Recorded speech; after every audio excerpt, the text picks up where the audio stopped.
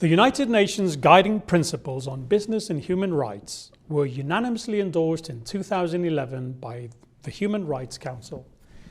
Building upon the realization that states and businesses can both adversely impact human rights and address such impacts, the UNGP provides an operational framework for protecting and respecting human rights in the context of business activities and remedying adverse human rights impacts that may occur. They outline the implications of states' human rights obligations with respect to economic activity and recognize that businesses and enterprises have a responsibility to respect human rights, regardless of the size, sector, operational context, ownership, and structure. It also stresses the need for effective access to remedy for victims of adverse human rights impacts of business activities. Ensuring respect for human rights on a global scale cannot be achieved through the actions of states alone.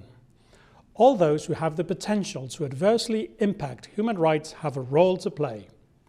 The UNGPs underline the vital role of civil society organizations, human rights defenders, national human rights institutions, and other stakeholders advocating for human rights protection and accountability for harm, particularly those of populations at heightened risk of vulnerability and marginalization.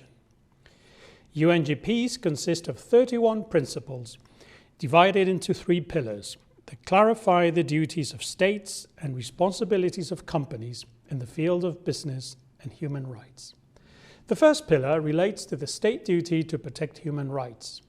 The UNGPs elaborate upon what this duty entails in the context of business activities, specifically noting that states' international human rights law obligations require them to protect against human rights abuse by business enterprises.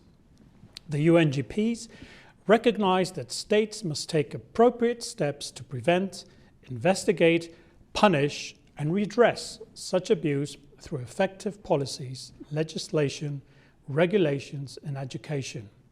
Pillar 2 sets out the corporate responsibility to respect human rights, which exists independently of states' abilities and/or willingness to fulfill their own human rights obligations. Business enterprises are expected to avoid infringing on internationally recognized human rights of individuals and communities with whom they come into contact, regardless of where they operate. The UNGPs detail how businesses, enterprises should conduct human rights due diligence in order to identify, prevent, mitigate, and account for how they address their adverse human rights impacts. However, even with the best policies and practices in place, adverse human rights impacts will occur. And where businesses identify that they have caused or contributed to such impacts, their responsibility to respect human rights requires active engagement and remediation. Finally, the third pillar of UNGPs covers the respective duties and responsibilities of states and businesses as regards access to effective remedy for human rights abuses.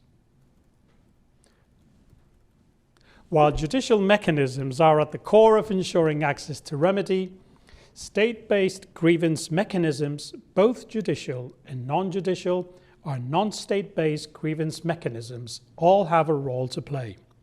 Rights holders affected by business-related human rights abuses should be able to seek, obtain, and enforce remedies.